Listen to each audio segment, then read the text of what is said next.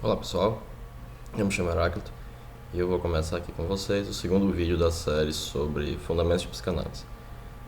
Esse vai ser sobre histeria, em que eu vou tratar de 3 textos do Freud que estão no volume 2. A comunicação preliminar, que ele faz junto com o Breuer, depois a apresentação dos casos clínicos. Vai ter 3 textos. Depois tem um momento em que o próprio Breuer vai tecer uma série de considerações. E por fim, o Freud vai lançar um texto alguns anos depois falando sobre a psicoterapia, o tratamento da histeria. Né? Eu também vou deixar linkado aqui embaixo, na descrição do vídeo, esses textos em um site chamado Freud Online. E aí vocês vão poder ler por vocês mesmos, tirar suas próprias conclusões, o que é muito importante. E antes de começar, se vocês puderem se inscrever no canal, curtir, seria muito bacana. Mas vamos lá, como eu prometi, vai ter essa série de vídeos. E a parte sobre histeria vai ter 2 vídeos. Eu vou falar especificamente aqui da teoria do trauma. Né? Antes de começar essas considerações, eu queria dizer que eu acho particularmente fascinante a leitura desse período do Freud. Eu acho a maneira como ele e o Breuer escreve muito, muito interessante. Você já vê uma série de coisas que estão ali como que em germe, né, em semente. Ele ainda tem vários momentos, ele faz menção ao sonho, e ele fala dos paroxismos das histéricas, né, a fase em que havia esse estado sonambúlico como similar ao sonho. O sonho é apresentado como uma analogia, uma alegoria de alguns estados das histéricas com uma certa frequência. É muito, muito interessante. É interessante o diálogo que se estabelece com outros autores, como Möbius, Binet, Pierre Janet, Charcot, né? Que mostra que tem todo esse contexto intelectual onde o Freud estava inserido. O próprio Freud, depois de algum tempo, ele vai fomentar essa ideia do isolamento, do brilhantismo e da genialidade dele. E para amplificar essa noção, ele vai aumentar essa ideia de que ele estava isolado. Eu acho que foi o Francis Bacon que fazia a seguinte alegoria para diferenciar os empiristas dos racionalistas. Né? Os empiristas eram como abelhas que recolhiam do mundo as coisas para fazer o mel, enquanto os racionalistas eram como aranhas que produziam sua teoria a partir dele mesmo. Né? Então, o Freud, nesse momento, ele estaria mais para essas abelhas do Bacon. Né? O momento em que ele age como uma aranha, produzindo a teoria a partir dele mesmo, eu particularmente acho menos interessante. Me interessa mais o jovem Freud, esse momento. Até porque ver a maneira como essa ideia se desenvolve, eu acho particularmente fascinante.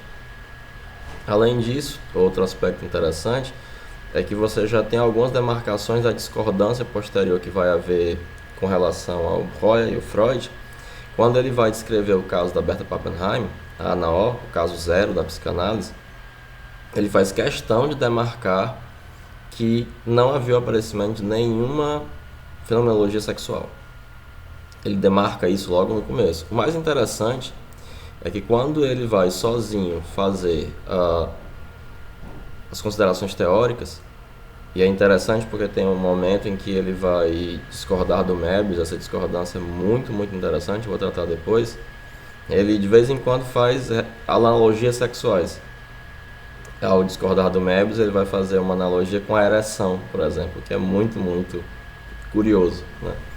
Porque ele estava tentando negar isso e justamente isso aparece. Né? Ele vai usar essa analogia acerca do aspecto meramente ideativo que o Möbius falava acerca da histeria. Né? Antes de eu começar a falar propriamente do Freud, eu vou fazer uma pequena recapitulação, né? De 3 autores, né? O Pierre Janet, na verdade em ordem, Babinski, Charcot e Pierre Janet. Babinski é um dos primeiros a admitir uma causalidade exclusivamente psicológica para a histeria, que ele vai chamar de pitiatismo. Ele chamava de pitiatismo, era um piti, porque tratava-se de algo completamente sugestivo e que deveria ser tratado pela sugestão. Ele é o primeiro também a ter um diagnóstico diferencial para tratar diferenciar a histeria das afecções orgânicas.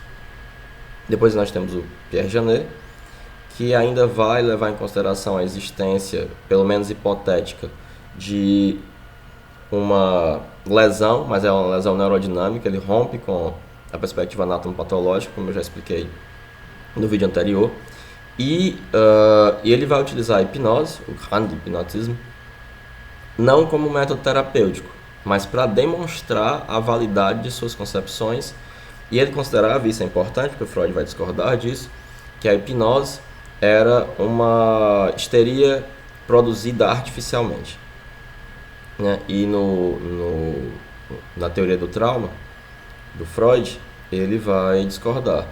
Lembrando que Charcot já tinha uma teoria do trauma, e Freud fala isso, leva isso em consideração. A diferença é que o trauma para o Charcot precisava ser um trauma físico, enquanto para o Freud, já adiantando, o importante era o trauma psíquico. Bom, dito isto, eu vou explicar a teoria do trauma do Freud, que é uma teoria bastante sofisticada, na minha opinião. E é interessante quando ele vai falar dos casos clínicos, o motivo do abandono não era um motivo estritamente teórico, era um motivo metodológico. Aquela teoria, por mais que o conduzisse a resultados satisfatórios, ela não eram resultados tão satisfatórios ao ponto de permitir essa prática clínica que o interessava. E os próprios dados levavam a ele a chegar a outras conclusões. É uma coisa que persiste na psicanálise. A novidade, ela não vem da teoria para a clínica, ela vem da clínica para a teoria. Isso é muito, muito interessante. Pois bem,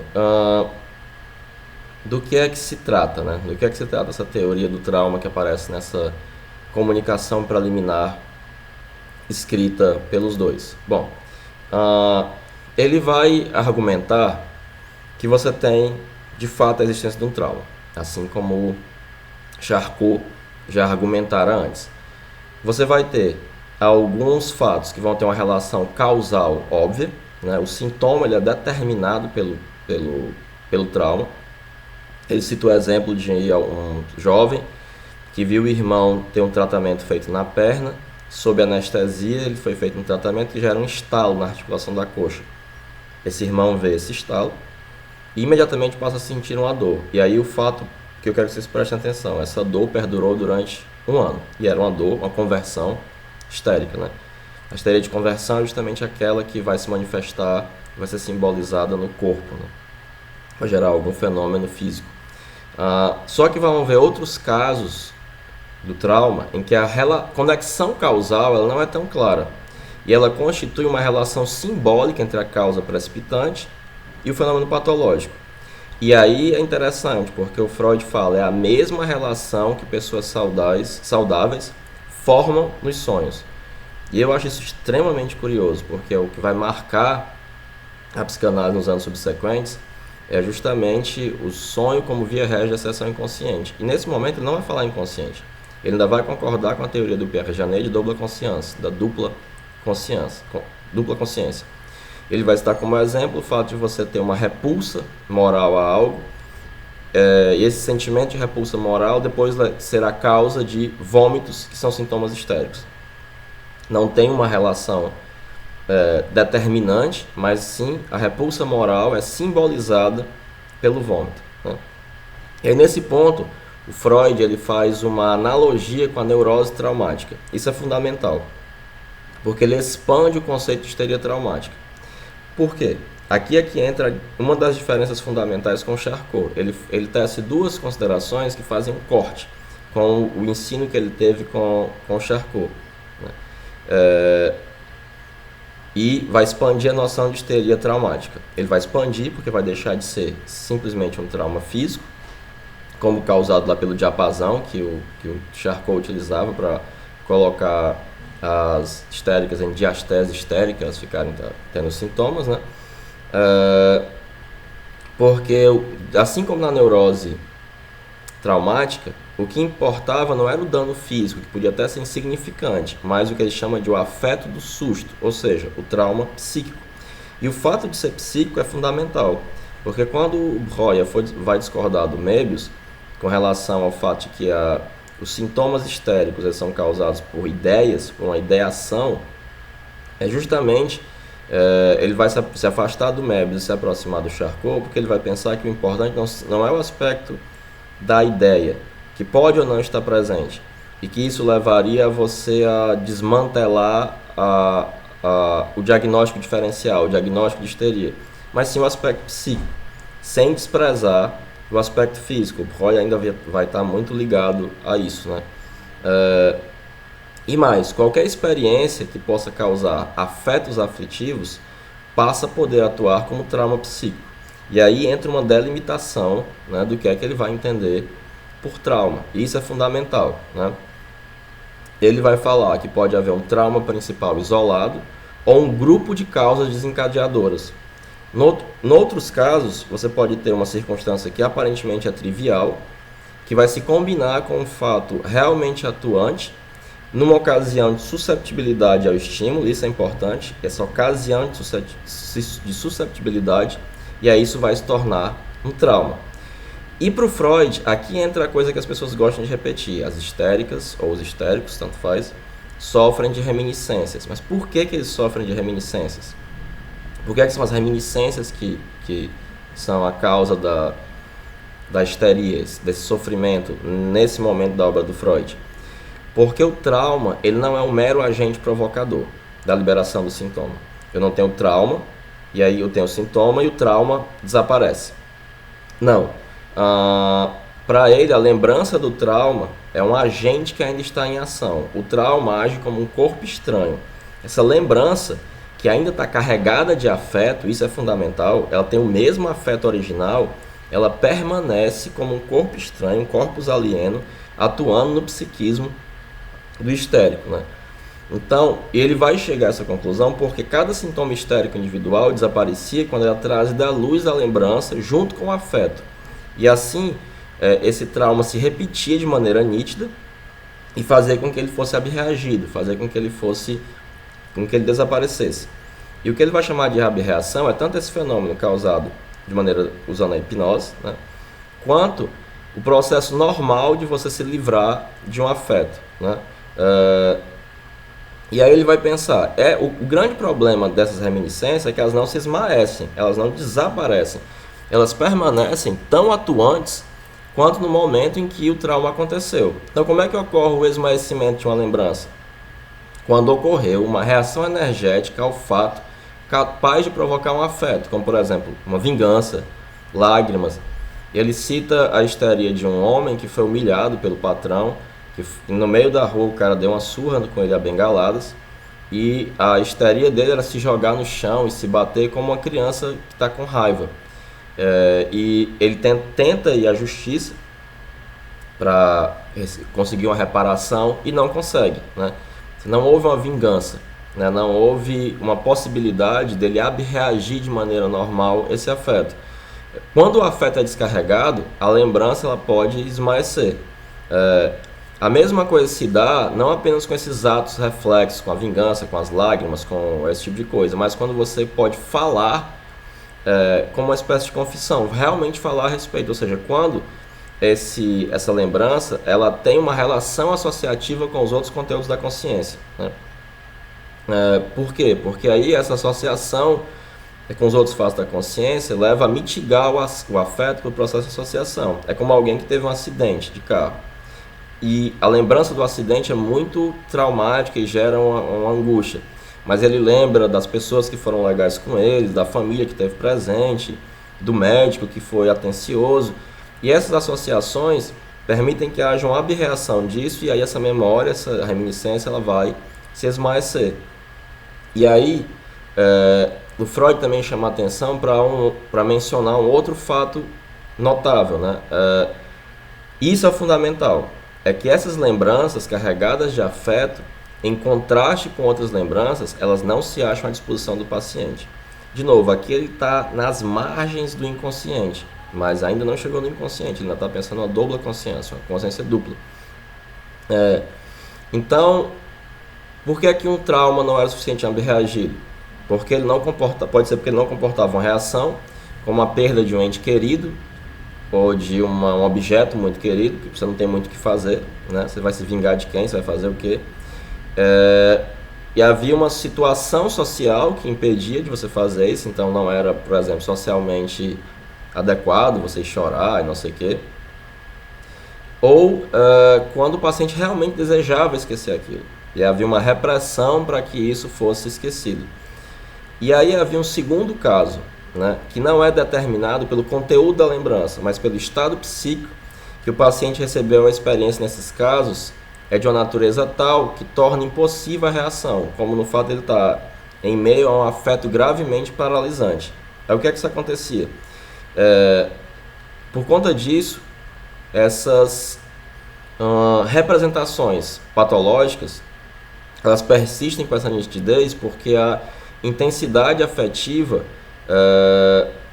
que normalmente vai ser desgastada nos processos normais, ela foi impedida porque ela não pode ser reproduzida nos estados de associação. O estado de associação é inibido porque ela leva uma vida em separado da consciência, ela não está à disposição do paciente.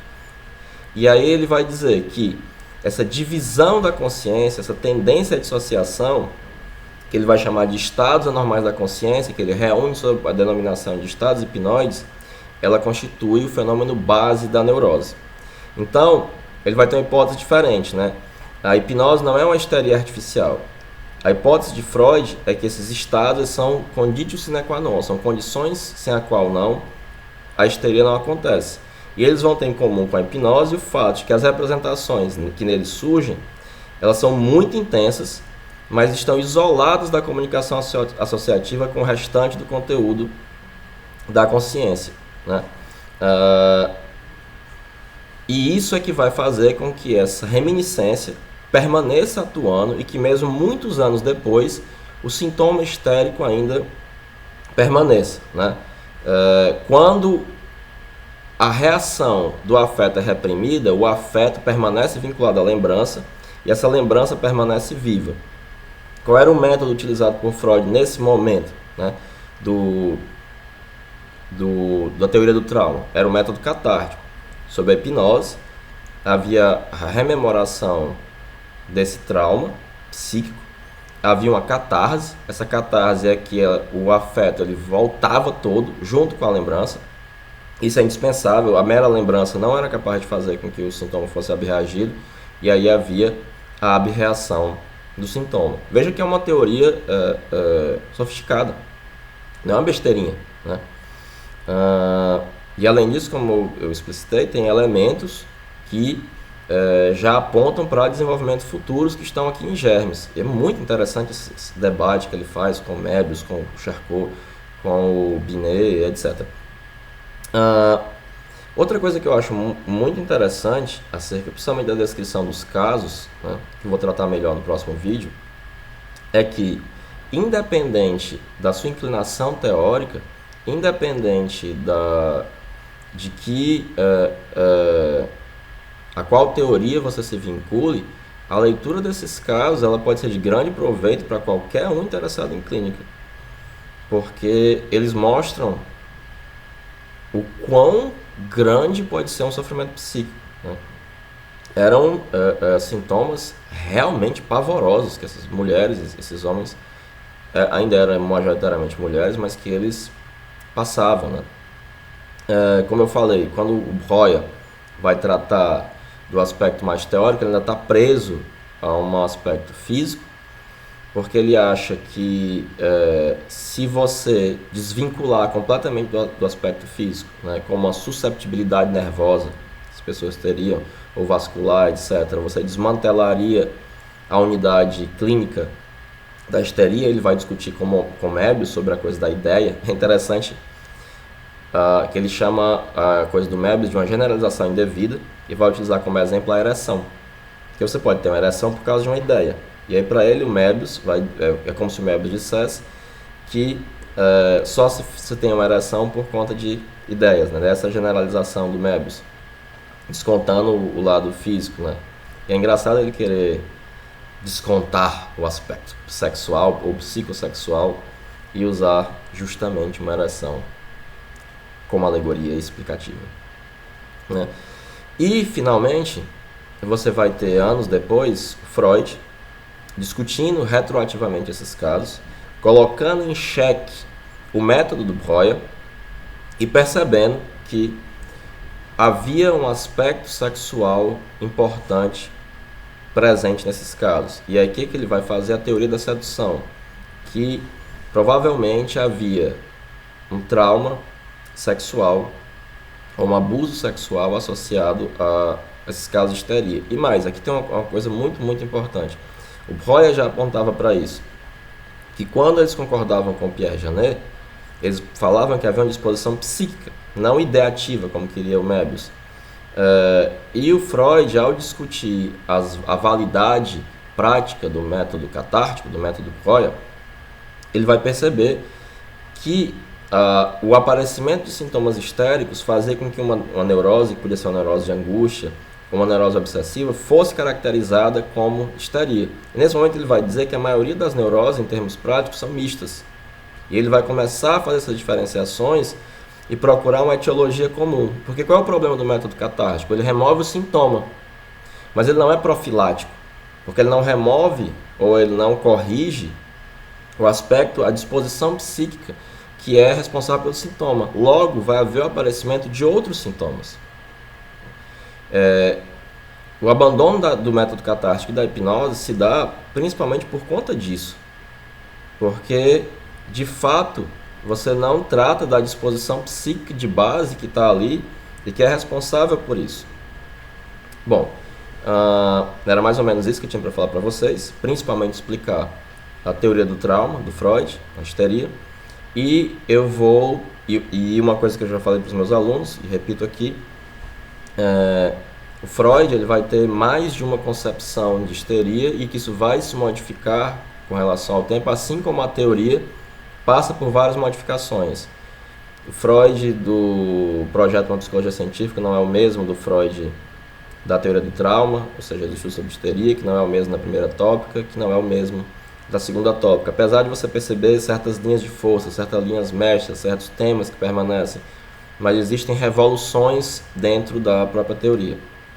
Se vocês gostaram, essa série vai continuar por conta da disciplina. Esse é um recurso para a disciplina, para os meus alunos e para quem tiver interesse em psicanálise, né? Tanto faz, você pode assistir sem ser meu aluno. Mas se você gostou, por favor, deixe um like. Se tiver alguma dúvida, pode colocar nos comentários. E se você conhece alguém que se interessa, por favor, ajude a divulgar. E é isso. Muito obrigado. Valeu. E para os meus alunos, leiam os textos. Faz bem, é muito bom e ajuda. E o Freud é bom de ler. É agradável, uma leitura muito agradável.